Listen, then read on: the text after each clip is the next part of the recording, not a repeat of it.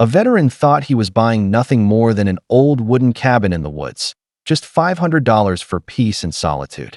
But the first night, his loyal dog refused to sleep, staring at the roof with unshakable fear. What they discovered next shocked everyone who dared to know. Daniel, a war veteran, tightened his grip on the old duffel slung over his shoulder. He had spent years drifting from one rented room to another, searching for peace he never found.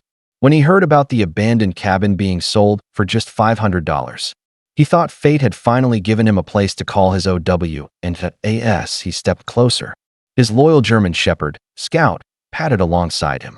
The cabin's crooked roof was covered in moss, and the stone chimney bore deep cracks. It didn't look like much, but to Daniel, it was freedom. He could almost imagine the warmth of a fire crackling inside, far away from crowded cities and haunting memories. He exhaled slowly, unaware that the walls he was about to claim carried secrets far darker than war itself. The first night fell heavy over the forest, the kind of silence that pressed against the windows and made every creak sound louder than it should. Daniel stacked a few logs into the fireplace, but even the fire's glow did little to soften the chill crawling up his spine. Scout, however, wasn't looking at the fire at all.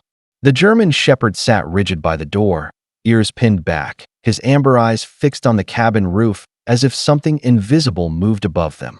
Daniel frowned, brushing it off as nerves.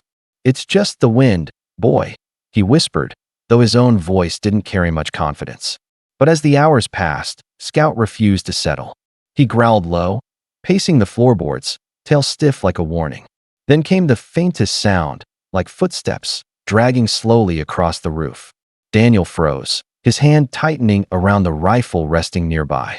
He wanted to believe it was nothing, but Scout's unrelenting tension told him otherwise. The cabin was not as empty as it seemed. The following nights brought no peace. Daniel tried convincing himself that old cabins always made strange noises, but Scout's reactions told a different story. Each time the wind brushed against the wooden frame, the dog's ears would twitch, his gaze darting to the corners of the room. Then came something Daniel couldn't explain, whispers that at first. He thought it was the crackling of the fire, the shifting of logs as they burned. But one night, as the flames dimmed, he heard it clearly. Faint words, murmured in a tone too deliberate to be nature. His breath caught in his chest.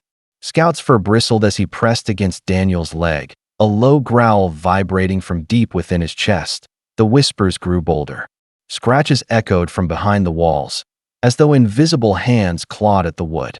A lantern flickered violently, plunging the cabin into a stuttering dance of shadows. Daniel steadied himself, rifle in hand, but his thoughts were less certain. The war had taught him many things, but it had never prepared him for a house that seemed alive. By the fourth night, Daniel could no longer deny that something was wrong. He had checked the roof, the chimney, even the windows, but nothing explained the strange noises or the whispers that came in waves. Scout, however, seemed to know exactly where the trouble lay. The dog's nose pressed firmly against the wooden floorboards near the fireplace, his paws scratching with desperate insistence. Daniel crouched beside him, running his hand across the planks. At first, it seemed like ordinary wood, worn and creaky.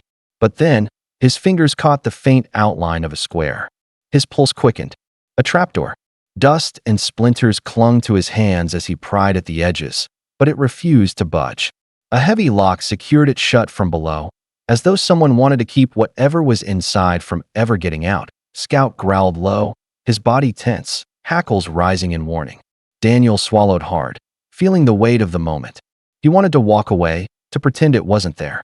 Yet every instinct told him that ignoring it wouldn't make it disappear. The cabin hadn't just been abandoned.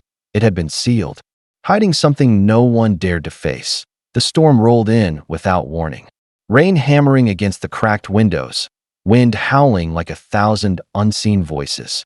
Daniel sat in the chair with his rifle across his lap, but his eyes never left the floorboards. Scout paced restlessly, his claws clicking against the wood, pausing only to snarl at the trapdoor beneath the hearth. Then, through the chaos of the storm, came a sound that froze Daniel's blood. The lock rattled. Not once, not twice. It shook violently, as though something from the other side was testing its strength. Scout lunged at the spot, Barking furiously, his body wedged protectively between Daniel and the hidden door. Daniel gripped the rifle tighter, his knuckles pale. Every instinct screamed at him to run, but there was nowhere to go. Lightning split the sky outside, illuminating the cabin in an eerie flash. For a heartbeat, Daniel thought he saw movement, a shadow stretching upward from beneath the floor. The whispers returned, clearer now, echoing through the storm. They weren't carried by the wind. They rose from beneath him. Scout's growls turned into frantic howls. Daniel's breath came shallow. Whatever was locked beneath that cabin was awake, and it wanted out. The storm eased by dawn, but Daniel hadn't slept a moment. The trapdoor sat in silence, yet its presence loomed larger than ever. Scout refused to leave it, his muzzle pressed close, tail rigid, a deep growl rumbling every few breaths. Finally, Daniel could no longer ignore it. Whatever was hidden there had to be faced. He dragged the old iron crowbar from the shed and returned to the hearth. With each strike, dust burst into the air, filling his lungs with the taste of age and rot. The lock groaned, resisted, then snapped. The trapdoor creaked open, releasing a stale breath of air that carried the faint odor of rust and damp earth. Scout whimpered, refusing to step closer. Daniel shone his lantern down the narrow opening. A wooden ladder led into a cramped underground chamber. In the center sat a large wooden box, its surface cracked, bound tightly with rusted chains. Symbols he didn't recognize were etched across the lid, their edges burned black.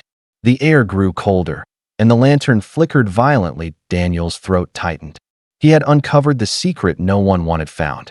And judging by Scout's retreating whine, it wasn't meant to be opened. Daniel stood frozen at the edge of the opening, his lantern trembling in his hand. Scout barked once, sharp and urgent, as if begging him not to go further. But the veteran's curiosity, tempered by years of discipline, pushed him down the ladder step by step, until his boots met the cold, dirt floor. The chained box loomed before him like a coffin. He ran his hand along its surface, feeling the grooves of strange symbols burned into the wood. His crowbar pried at the brittle chains until they gave way, clattering to the ground with a metallic scream. The box creaked open. Inside lay a collection of relics that told a story more haunting than any ghost. There was a torn uniform, its fabric stiff with long-dried blood. Beneath it, yellowed letters bound with ribbon, their ink smeared by time. A leather diary rested at the bottom, its cover scratched with the name of a man Daniel didn't recognize. He opened it, reading jagged words of betrayal, violence, and death inside the very cabin he now owned. Daniel's chest tightened. The whispers, the scratching, the unease, everything began to make sense. The cabin wasn't haunted by emptiness. It was haunted by memory.